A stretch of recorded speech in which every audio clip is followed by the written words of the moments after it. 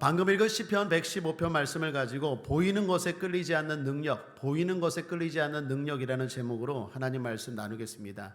어떤 사람이 한 달 동안 아주 특별한 실험을 했다고 합니다. 각 집에 매일 10,000원씩 아무런 조건 없이 문 앞에 놔두고 간 것입니다. 그리고 그 결과를 관찰했습니다. 여러분, 집 앞에 문을 열었을 때 10,000원이 있었다. 여러분 어떨까요? 놀라겠죠? 마을 사람들도 그랬습니다. 문을 열었는데 아침에 10,000원이 있습니다. 놀랐고 그리고 감동도 받았답니다. 그리고 그 돈을 누가 놓았는지 서로 시끄럽고 그 이야기 때문에 소란스러웠답니다. 매일 한 주간 그렇게 했다라는 거예요. 두 번째 주가 되었습니다. 마을 사람들이 이제는 매일 아예 현관 입구까지 나와서 기다렸답니다. 그럼에도 불구하고 이 돈을 놓고 가는 사람이 빨리 안 들키게 놓고 갔답니다. 3주쯤 되었다고 합니다. 마을 사람들의 감동이 어떻게 되었을까요? 무뎌졌답니다. 처음에는 놀라고 처음에는 감동했는데 3주째 되니까 이제 더 이상 감동도 하지 않고 놀라움도 고마움도 사라졌답니다. 마지막 4주째 됐을 때는 매일 그 앞에 돈을 놓지 않았답니다. 그랬더니 사람들이 오히려 화를 내기 시작하더랍니다. 화까지는 아니어도 서로 모여서 투덜거리고 불평하더랍니다. 여러분, 이 실험에서 얻은 결론이 뭘까요? 많습니다. 그런데 그 중에 하나가 사람은 보이는 것에만 관심이 있다라는 것입니다. 보이지 않는 것에는 관심이 별로 없습니다. 이 돈을 누가 주었는지 처음에는 관심이 있다가 나중에는 별로 관심이 없습니다. 관심은 당장 나에게 주어진 돈, 선물에만 있다라는 것입니다. 사랑하는 여러분, 우리 신앙이 이럴 수 있습니다. 갈수록 보이지 않는 하나님에게는 관심이 별로 없고 보이는 건강, 보이는 물질, 보이는 축복에만 관심을 가질 수 있다라는 것입니다. 왜 그럴까요? 사람들은 그만큼 보이는 것에 익숙하기 때문입니다. 사람들은 보이는 것들에 끌려가기 쉽습니다. 보이는 것들을 갖고 싶어하고 보이는 것들의 마음을 빼앗기죠. 여러분, 우리도 그렇지 않습니까? 혼자 있을 때는 그냥 아무렇게나 있지만 사람들이 이렇게 있다 그러면은 좀 더 뭘 갖춰 있고 사람들을 의식하지 않습니까? 왜 그렇죠? 그만큼 보이는 것들에 영향을 받기 때문입니다. 보이는 것들 갖고 싶어하고 소유하고 그리고 가지려고 하고 또 그것을 의지하기도 합니다. 보이는 재물을 많이 쌓습니다. 그리고 그것을 의지하죠. 보이는 사람, 특별히 힘 있는 사람과 관계 맺으려고 합니다. 권력이 있는 사람, 높은 사람, 돈이 많은 사람. 왜 그렇습니까? 그 사람을 의지합니다. 그런가 하면 공부도 그렇습니다. 공부의 궁극적인 목적이 뭡니까? 성도의 목적은 하나님께 영광이지만 사람들이 공부 열심히 하는 게 뭡니까? 결국 그걸 의지하려고 하는 거 아니겠어요? 그게 힘이 되니까. 이처럼 보이는 것들에 사람들이 마음을 빼앗깁니다. 그럴 수밖에 없는 존재가 사람입니다. 왜요? 육이 있기 때문입니다. 그리고 감각에 익숙한 세상에 살기 때문입니다. 세상은 말합니다. 보이는 것들이 전부라고, 그거 의지하라고, 그게 좋은 거라고. 그러나 우리에게는 보이지 않는 부분도 있죠. 바로 영입니다. 영이 보입니까? 보이지 않아요. 그러나 사람은 영적인 존재인 줄 믿습니다. 왜요? 하나님의 형상으로 지음받았기 때문에. 하나님도 어떤 존재입니까? 영적인 존재입니다. 그래서 기본적으로 하나님 보입니까? 보이질 않아요. 그러므로 믿음이 뭡니까? 보이지 않는 하나님을 보는 것처럼 의지하는 것입니다. 한번 따라하겠습니다. 보이지 않는 하나님을 보는 것처럼 의지하는 것. 그게 바로 믿음입니다. 그러니까 믿음이 좋은 사람은 자꾸 보이는 것들에 끌려다니고 보이는 것들을 의식하고 살아가는 게 아니라 보이지 않지만 역사하시고 지켜보고 계시고 일하시는 그 하나님을 의식하고 그 하나님을 의지하는 사람이 믿음의 사람입니다. 그래서 우리가 잘 아는 히브리서에서 믿음에 대해 뭐라고 말합니까? 믿음은 바라는 것들의 실상, 보지 못하는 것들의 증거. 그게 믿음이라고 말하지 않습니까? 결국 영적 싸움은 내가 보이는 것에 끌려 살 것인가 아니면 보이지 않는 하나님을 의지하며 살 것인가의 싸움입니다. 여러분, 마귀는 우리를 유혹합니다. 분명히 우리를 유혹합니다. 그리고 공격합니다. 그 대표적인 방법이 뭡니까? 보여주는 겁니다. 보이는 것들로 유혹합니다. 여러분, 예수님 시험할 때 마귀를 보십시오. 천하만국을 보여주면서 예수님을 시험했죠. 아담과 하와를 유혹할 때도 선악과 보여줬잖아요. 왜 이렇게 보여줍니까? 사람들은 보이는 것들에 흔들리거든요.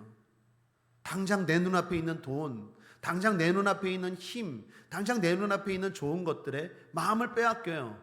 마귀는 우리를 넘어뜨릴 때 가장 좋은 방법이 자꾸 보여준다니까요. 자, 봐. 이게 좋은 거 줄게. 근데 하나님은 어떻습니까? 보이지 않아요. 하나님은 보이는 게 아니라 약속을 주시죠. 약속의 말씀을 주시잖아요. 구약, 신약, 말씀을 주시잖아요. 여러분, 약속이 보입니까? 약속은 보이지 않아요. 그래서 믿음이 필요한 거예요. 바울은 보이는 것들을 버렸습니다. 바울이 보이는 것들, 그건 어떤 겁니까? 좋은 것들이었죠. 보이는 권력, 보이는 학벌, 보이는 신분, 로마 시민권 이런 거 다 버렸어요. 가말리엘 문화생이라는 것 다 버렸어요. 오늘날로 말하면 우리가 생각하는 좋은 것들을 다 버렸어요. 왜요? 보이지 않는 하나님을 의지하기 위해서. 그런 것들은 배설물로 여겼다라는 거예요. 보이는 하나님, 보이지 않는 하나님을 의지하는 것에 방해가 되기 때문이다라는 것입니다. 그래서 믿음이 좋아질수록, 믿음이 성숙할수록, 성령 충만할수록 자꾸 보이는 것에 끌려다니지 않아요. 보이지 않는 하나님을 의지한다라는 것입니다. 자, 오늘 시편의 저자는 하나님만 의지하라 라고 찬양합니다. 권면합니다. 그러면서 우상에 대해 말해요. 우상의 특징이 뭡니까? 두 가지인데, 하나는 비슷한데 못합니다. 한번 따라할까요? 비슷한데 못합니다. 그게 우상이에요. 5절을 보십시오. 5절. 입이 있어도 말하지 못하며, 눈이 있어도 보지 못하며, 귀가 있어도 듣지 못하며, 코가 있어도 맡지 못하며, 손이 있어도 만지지 못하며, 발이 있어도 걷지 못하며, 목구멍으로 소리도 못하느니라. 있는데 못해요. 있는데 못해요. 우상의 특징입니다. 비슷한데 못합니다. 그게 우상이에요. 뭐 다 줄 것 같아요. 다 해줄 것 같아요. 그런데 결코 잊지 마십시오. 우상은 못해요. 하나님만 할 수 있어요. 비슷한데 못합니다. 또 하나 우상의 특징이 뭡니까? 사람의 수공물이라는 거예요. 4절을 보시면 저희 우상은 은과 금이요 사람의 수공물이라. 사람이 만든 거예요. 그게 우상입니다. 그런데도 사람들이 왜 우상을 의지할까요? 이것도 두 가지 정도로 정리하면, 하나는 대표적인 이유가 보이기 때문입니다. 우상은 보이잖아요. 오늘 4절에 보면 은과 금이 나오는데, 은도, 금도, 돈도 우상이 될 수 있어요. 하나님보다 더 의지하는 건 우상이에요. 여러분, 죄송하지만 자식도 우상이 될 수 있어요. 하나님보다 더 사랑하고, 하나님보다 더 의지하고, 하나님보다 더 우선이 되면 그게 우상이에요. 자식이 그럴 수 있다니까요. 저와 여러분에게 자식이 사랑을 넘어 우상이 되지 않길 바랍니다. 사랑을 해야죠. 우상이 되면 안 돼요. 그거는 자식을 위하는 게 아니라 망치는 거예요. 하나님이 복을 줘야 자식이 잘 되지, 내가 어떻게 그 자식을 복을 줄 수 있어요? 돈은 줄 수 있지, 복은 하나님만 줄 수 있죠. 그런데 하나님보다 더 사랑하면 우상이 되는 거예요. 그래서 아브라함에게 이삭 바치라 그런 거예요. 하나님이 아브라함에게 왜 다른 것들 많은데 이삭 바치라고 말할까요?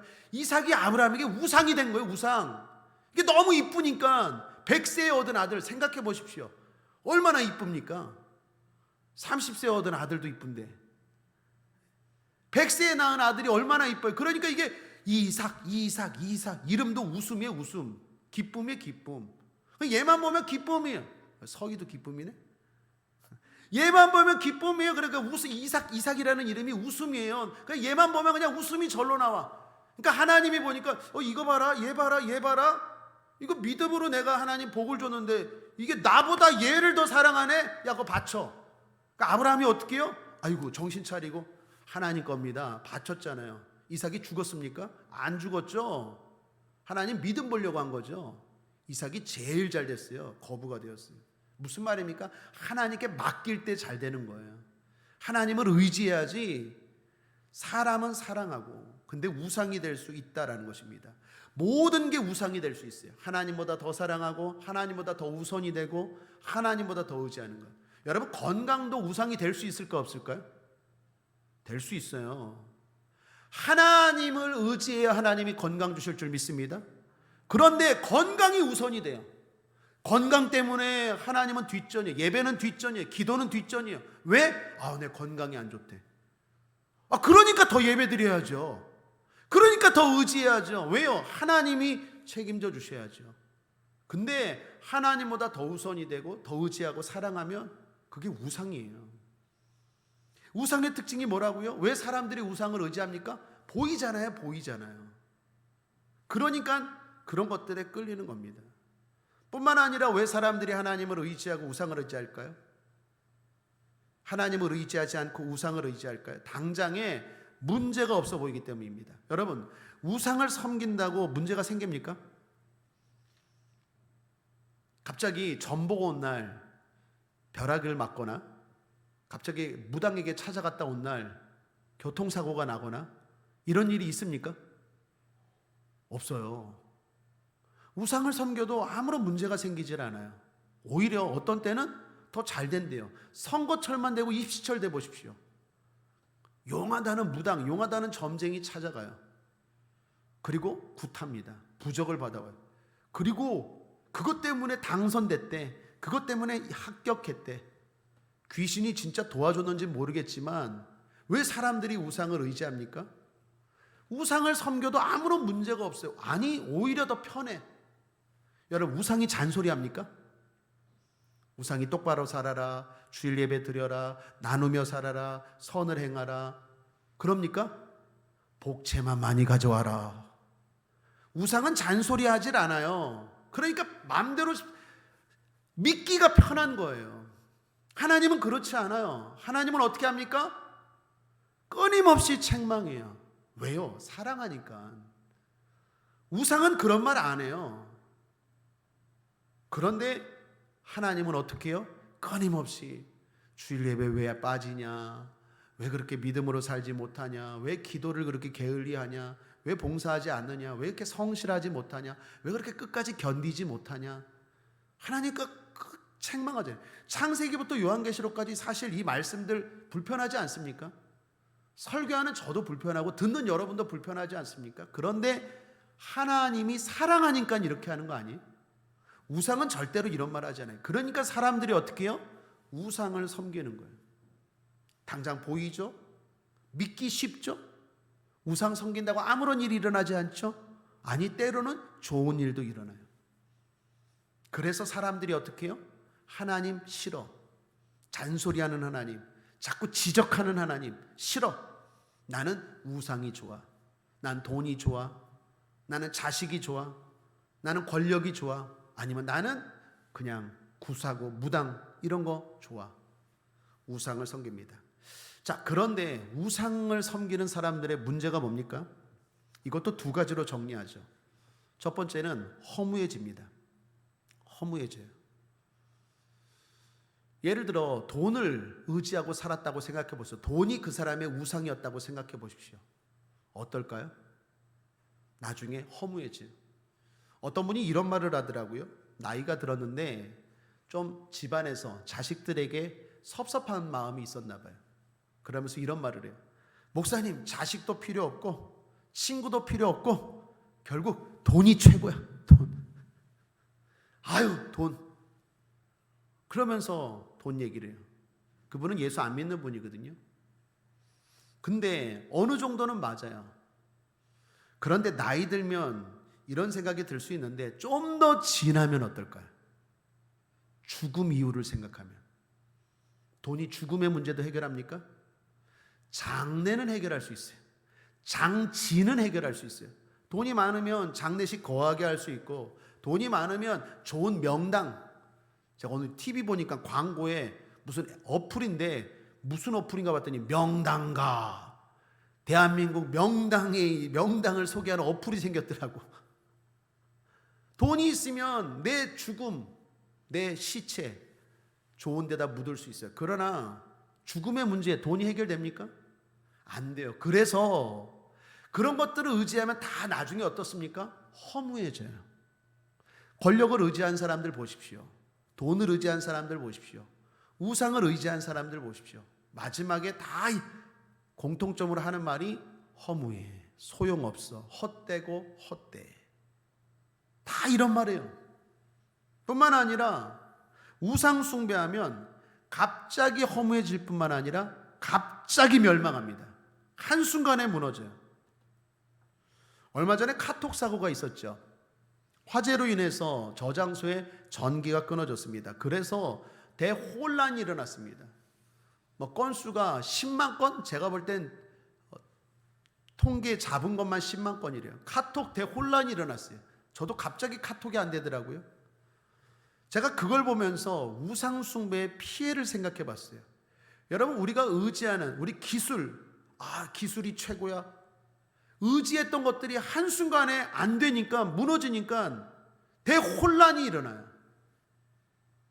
하나님을 의지하지 않고 다른 것들을 의지하는 사람들은 이 결과가 찾아올 거예요. 당혹스러운 일들, 갑자기 의지했던 버팀목들, 갑자기 의지했던 힘들이 무너짐으로 말미암아 삶이 헛되고 그리고 허무해지고 결국에는 한순간에 함께 멸망하는 순간이 온다라는 것입니다. 그래서 성경 이사야서 44장 9절에 우상을 만드는 자는 다 허망하도다. 그들의 기뻐하는 우상은 무익한 것이오늘 그것의 증인들은 보지도 못하며 알지도 못하니 그러므로 수치를 당하리라. 우상을 의지하면 갑자기 허무해질 뿐만 아니라 수치, 멸망을 당합니다. 요한계시록 21장 8절에도 그러나 두려워하는 자들과 믿지 아니하는 자들과 흉악한 자들과 살인자들과 행음자들과 술객들과 우상숭배자들과 모든 거짓말하는 자들은 불과 유황으로 타는 못에 참여하리니 이것이 둘째 사망이라. 그냥 죽는 건 다 죽는 거니까 덜 신경 써도 돼요. 진짜 무서운 건 두 번째 죽는 거예요. 그건 천국과 지옥을 말합니다. 지옥을 가는 둘째 사망이 진짜 무서운 죽음이고 경계해야 되는 죽음입니다. 그래서 바울은 말합니다. 고린도전서 10장 14절에 그런즉 내 사랑하는 자들아 우상 숭배하는 일을 피하라. 사랑하는 여러분, 우상 숭배하는 일 피합시다. 보이는 것들에 자꾸 마음이 끌리지 않게 되길 바랍니다. 결론은 무엇입니까? 보이지 않는 하나님을 의지하는 것입니다. 오늘 본문 9절에서 11절에 보면 강조하는 게 무엇입니까? 의지하라라는 거예요. 9절에도 여호와를 의지하라, 10절에도 여호와를 의지하라, 11절에도 여호와를 경외하는 너희는 여호와를 의지하라. 하나님 의지의 특징이 있습니다. 이것도 두 가지로 나눌 수 있는데 하나님 의지하면 어떻게 해요? 도움과 방패가 되어 주십니다. 하나님을 의지하면 하나님이 도와주시고 하나님이 보호해 주십니다. 믿습니까? 하나님이 도와주셔야 되죠. 하나님이 방패가 되어야 되죠. 내가 아무리 노력하고 애써도 하나님이 도와줘야 되는 거 아닙니까? 제가 그런 얘기합니다. 가끔 삽으로 막 하면 뭐예요? 하나님이 포크레인으로 한번 해줘야지. 하나님이 도와줘야 돼요. 우리 모든 인생 하나님이 도와줘야 됩니다. 고아의 아버지라고 불리는 조지 뮬러 목사님은 여호와는 나의 목자신 이를 항상 고백하며 살았다고 합니다. 그리고 하나님 외에 의지하는 것들을 다 끊었대요. 2,000명 가까운 고아들을 먹이고 목회를 하고 사역을 감당하는데 하나님만 의지하기로 했대요. 한 번은 이런 일이 있었다고 합니다. 독일 선교단체에서 당신을 돕고 싶은데 필요한 것을 요구하라라고 제안했대요. 누가 저한테 그런 제안하면 할렐루야 땡큐 하겠어요? 근데 조지 뮬러 목사님은 이런 말 했대요. 그걸 왜 나한테 묻습니까? 내가 하나님 앞에 구한 것처럼 당신도 하나님 앞에 기도하고 하나님이 하라는 대로 날 도와주십시오. 난 하나님께 다 말했습니다. 그랬대요. 그럴 정도로 이 목사님은 하나님만 의지하겠다. 그렇게 살았다라는 거예요. 이 조지 뮬러 목사님이 말합니다. 어느 대목에서 성도들을 보니까, 목회하는 성도들을 하면서 성도들을 보니까 하나님을 의지한다고 하면서 살아가는 삶을 보니까 하나도 안 의지하더래요. 우리 국제아버님의 성도님들을 못 봐서 그런 것 같아. 그 목사님이 만났던 성도들을 보니까 여호와는 나의 목자시니 하나님 의지합니다 라고 말하면서 정작 살아가는 걸 보면 하나님을 의지하지 않고 엉뚱한 거 의지하더래. 사람 의지하고 돈 의지하고 그게 먼저고 그게 우선이고. 왜 그럴까요? 보이는 것에 자꾸 끌리기 때문에 그래요. 보이는 것에. 그래서 오늘 제가 전하고 싶은 말씀의 핵심은 이겁니다. 보이지 않는 하나님을 의지하는 게 능력입니다. 반대로 보이는 것에 자꾸 끌리지 않는 게 능력이에요. 여러분, 오늘 주일 오후 예배입니다. 주일 낮 예배보다 오후 예배는 성도들이 적어요. 적은 사람들이 모였습니다. 보이는 거죠. 보이는 성도들이 적다고 주일 낮 예배보다 허술하게 소홀하게 집중력 없이 드린다면 우리는 자꾸 보이는 것에 끌리는 사람들이에요. 주일 낮 예배 때 계신 하나님, 이 자리에도 함께 하시는 줄 믿습니다. 동일하게 함께 하시는 줄 믿습니다. 저기 큰 여의도 순복음교회에 계신 하나님, 이 자리에도 함께 하는 줄 믿습니다. 그러니까 자꾸 보이는 것에 우리는 끌려요.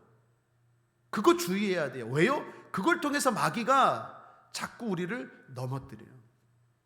하나님은 보이지 않지만 항상 믿음으로 함께하는 그 사람과 함께 하시는 줄 믿습니다. 보이는 것에 우리의 마음이 끌리지 않게 되길 바랍니다. 하나님을 의지하면 하나님이 도와주십니다. 하나님이 보호하여 주십니다. 프란시스 쇠포라는 교수님이 계십니다. 이분이 지성인이라는 분들에게 항의를 받았답니다. 하나님이 어디에 계십니까? 성도들이 저렇게 고통당하는데. 그때 프란시스 쇠포 교수님이 쓴 책이 거기 계시는 하나님입니다. The God who is there. 하나님은 거기 계십니다. 하나님 어디 계시냐고요? 여러분들이 고통당하고 힘들어하고 어려워하는 그 자리에서 여러분을 보호하십니다. 감당할 수 있는 시험만 허락하십니다. 그리고 감당할 수 없을 때는 피할 길을 내어주십니다. 그리고 감당할 수 있는 시험을 허락하는 이유는 여러분과 저를 사랑하기 때문입니다. 다 해주는 부모는 나쁜 부모입니다.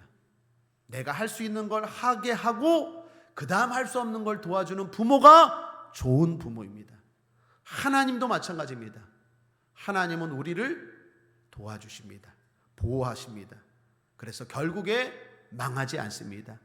결국에 승리하게 되는 줄 믿습니다. 이처럼 하나님을 의지하면 하나님이 도움과 방패가 되어주십니다.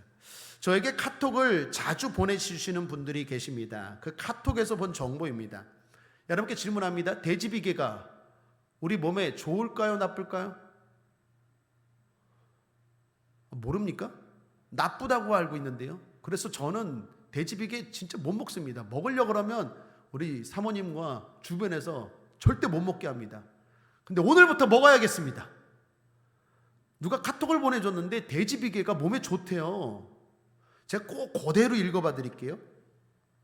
몇 년 전부터 돼지비계가 몸에 좋다는 사실은 많은 사람들에게 알려졌다. 그전에는 좋지 않게 생각했던 것이 대부분이다.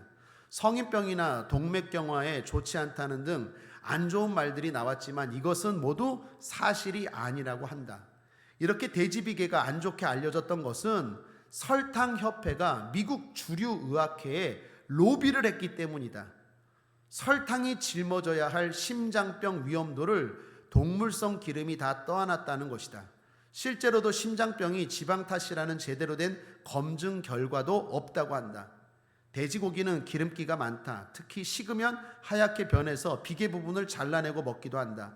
그런데 최근에는 이 돼지비계로 만든 기름이 오히려 건강식으로 주목받고 있다. 이미 영국에서는 돼지비계가 과학자가 뽑은 100대 슈퍼푸드 그 중에 8위를 차지했다고 한다. 돼지비계는 몸에 좋은 지방으로 꼽히는 불포화 지방산이 소고기, 양고기보다 많이 들어있고 비타민 B와 미네랄이 다량 함유되어 있다고 한다. 불포화 지방산은 견과류, 올리브유, 참기름 등에 들어있고 우리 몸에 꼭 필요한 영양소다. 게다가 비계에는 혈관 건강에 도움을 주는 오메가3가 많고 비타민 D가 함량이 높아 골다공증 예방에도 좋다고 한다.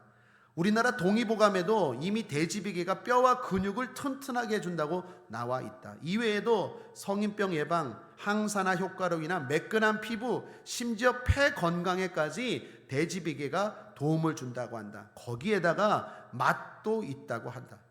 여기까지 읽죠. 여러분 읽으면서 어떤 생각이 듭니까? 야, 우리 지식이 한계가 있구나. 똑똑하다고 하는데 언제는 나쁘다 그러고 언제는 좋다 그러고. 여러분 그런 거 얼마나 많습니까? 사람의 과학이라는 게, 사람의 기술이라는 게 이처럼 한계가 있어요.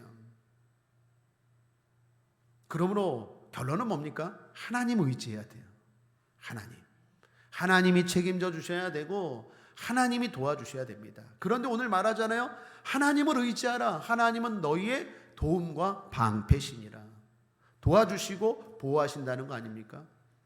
또한 두 번째입니다. 하나님 의지하면 복을 주십니다. 도움과 방패가 소극적인 복이라면 여기서 말하는 복은 직접적인 복입니다. 12절부터 계속 말하죠. 여호와께서 우리를 생각하사 복을 주시되 이스라엘 집에도 복을 주시고 아론의 집에도 복을 주시며 복을 주시되 복을 주시고 복을 주시며 13절에 대소 물어나고 여호와를 경외하는 자에게 복을 주시리로다. 15절에 너희는 천지를 지신 여호와께 복을 받는 자로다. 할렐루야. 따라하겠습니다. 우리는 복을 받는 자입니다. 믿습니까? 그분의 복의 특징이 뭡니까? 완벽하다, 영원하다. 하나님의 복의 특징은 완벽합니다. 그리고 영원합니다. 오늘 제가 다 두 가지로 정리를 했는데 완벽하고 영원합니다. 그런데 복이 뭡니까? 저는 이렇게 설명하고 싶습니다. 예상치 못한 좋은 것. 그게 복입니다. 예상치 못한 좋은 것. 여러분 예상하는 걸 얻는 거는 기쁨이 그냥 기쁘긴 하지만 그냥 그래요. 사람이 또 할 수 있으니까 예상하는 거 아니겠습니까? 그런데 하나님이 주시는 복의 특징을 보면 예상치 못한 좋은 것을 주세요. 이스라엘 백성들이 홍해바다 앞에서 하나님 살려주세요 했을 때 하나님이 어떻게 구원해 주십니까? 바다를 갈라버리잖아요. 바다를 가를 거라고 생각한 사람이 한 사람도 없었을 거예요.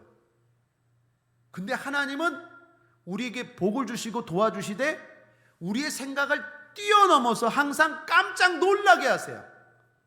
여러분 경험하지 않았습니까? 하나님이 복 주시는 특징은요, 예상을 상상을 초월해요. 그래서 항상 깜짝 놀라요. 그 기쁨이 항상 커요. 그게 하나님이 주신 복입니다. 저와 여러분의 삶 가운데 예상치 못한 복이 넘치게 되길 바랍니다.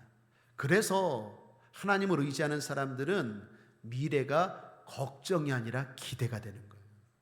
한번 따라할까요? 나는 미래가, 앞날이, 내일이, 내년이 걱정이 아니라 기대가 됩니다.